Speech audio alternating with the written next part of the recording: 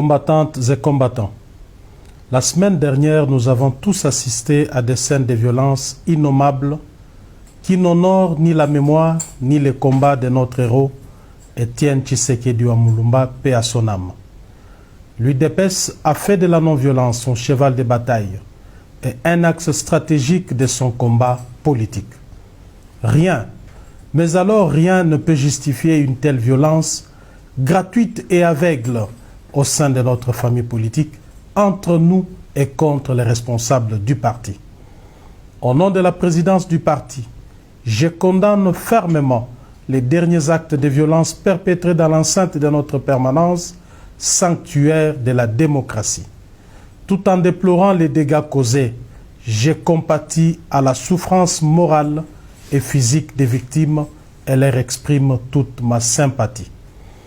Revendiquer et exprimer ces idées sont des actes à la fois démocratiques et légitimes. Mais les faire avec violence, c'est totalement antidémocratique et contraire à notre idéal de combat.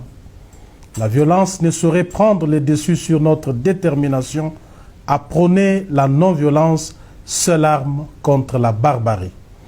Je voudrais ici saisir cette occasion pour rendre un hommage mérité aux forces de l'ordre dont le travail a été remarquable. Les individus dangereux qui sont à la base de ces incidents malheureux seront identifiés et déférés devant la justice. Aussi, les sanctions disciplinaires doivent-elles s'appliquer à l'encontre de tous ceux qui confondent la liberté d'expression avec la violence.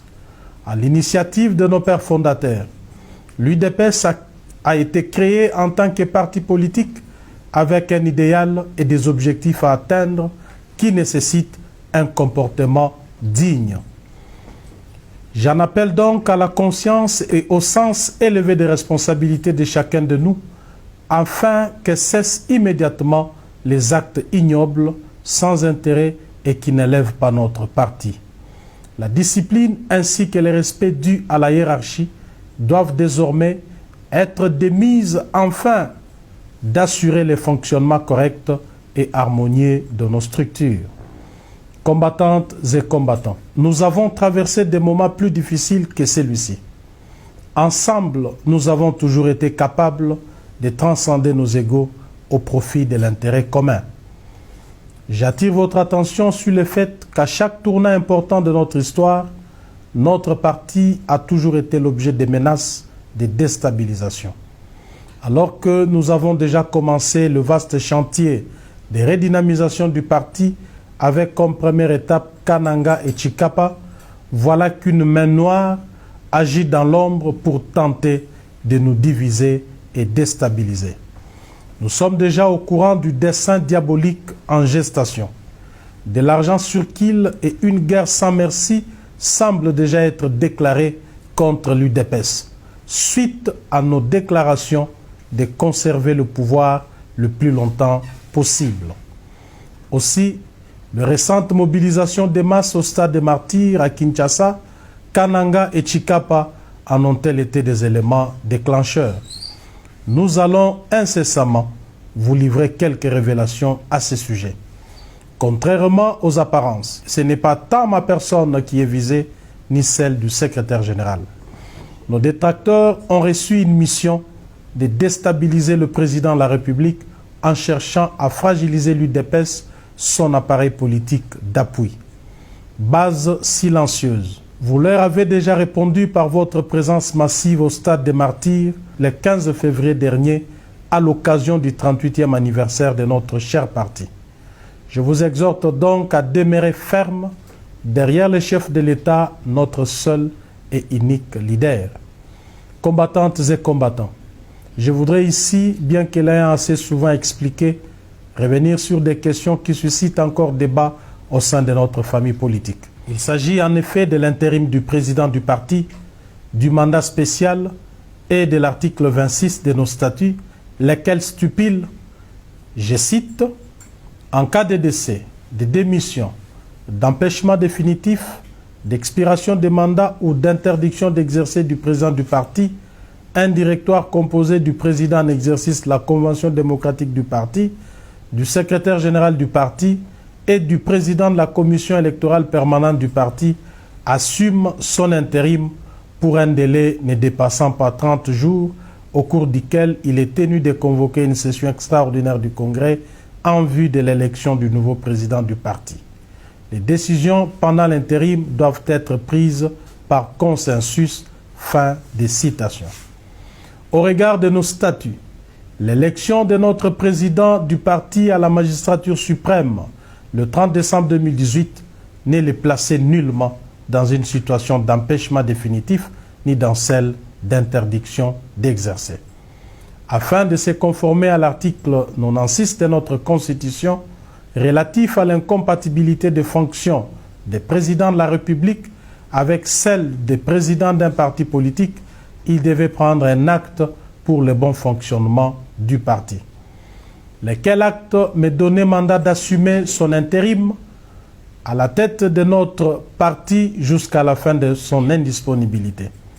En signant cet acte, le président de la République savait qu'à l'UDPS, le pouvoir repose sur le président du parti et qu'à ce titre, un intérim ordinaire ne pouvait véritablement résoudre l'épineux problème d'incompatibilité de ses fonctions de président de la République. Raison pour laquelle il est indiqué que cet intérim s'accompagne de toutes les prérogatives du président du parti, notamment en ce qui concerne l'article 23.4 et 10.c, d et de nos statuts. C'est donc en vertu de cette disposition statutaire et pour rendre fluide le fonctionnement de notre parti que j'avais en son temps procédé à la nomination d'un secrétaire général et de mon directeur de cabinet.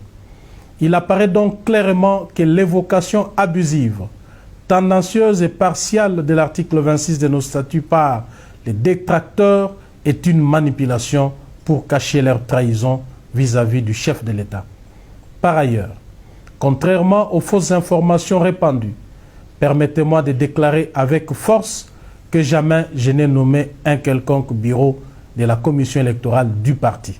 Il y a cependant lieu de rappeler que la CEP est un organe indépendant et que seule sa plénière est habilitée à élire son bureau et éventuellement à le démettre. À cet effet, considérant le principe de parallélisme des formes et des compétences, j'ai été simplement tenu informé de l'élection d'un nouveau bureau de la dite commission. Après vérification de la légalité et de la régularité de la procédure, et dans le souci d'éviter la cacophonie au sein d'une structure aussi importante du parti, j'ai pris acte de cette élection et signé la décision portant investiture du nouveau bureau fraîchement élu. Dans le même ordre d'idées, j'annonce que dans les tout prochains jours, d'importantes décisions seront prises dans le cadre de la redynamisation et de la restructuration du parti. Combattantes et combattants, je connais vos attentes et aspirations en rapport avec le travail, les études et la santé. Vous avez raison d'espérer une vie meilleure. C'est aussi l'idéal pour lequel nous avons combattu des années durant et qui est encore à nos yeux d'actualité. Le chef de l'État, avec son gouvernement, ne ménage aucun effort pour attirer des investisseurs dans notre pays, créer des emplois et donner du travail aux Congolais. Ces combats, la présidence du parti les mène en collaboration avec le gouvernement. Cependant, il n'est pas vrai, honnêtement parlant, d'affirmer qu'aucun combattant n'a trouvé du travail jusqu'à ce jour pour le compte du parti. Certains parmi nous travaillent déjà à la présidence de la République, dans des cabinets ministériels et même dans mon cabinet à l'Assemblée nationale. Nous savons qu'il faut faire davantage. Il est tout aussi important de rappeler les difficultés avec lesquelles nous avons accédé au pouvoir et l'état dans lequel nous avons trouvé ces pays. Il y a encore beaucoup à faire, raison pour laquelle je sollicite votre indulgence et votre compréhension. Dans les jours à venir, je mettrai en place un cadre exceptionnel de rencontres pour vous écouter et échanger. Combattantes et combattants, je vous connais et vous me connaissez aussi. Contrairement à ce qui s'est dit, ni le secrétaire général, ni moi-même n'avons changé par rapport à nos engagements. Notre implication reste intacte. Dépassons-nous, demeurons unis et aidons le président de la République à apporter des solutions aux problèmes de la nation. Que vive la mémoire de nos pères fondateurs, que vive l'UDPS, je vous remercie.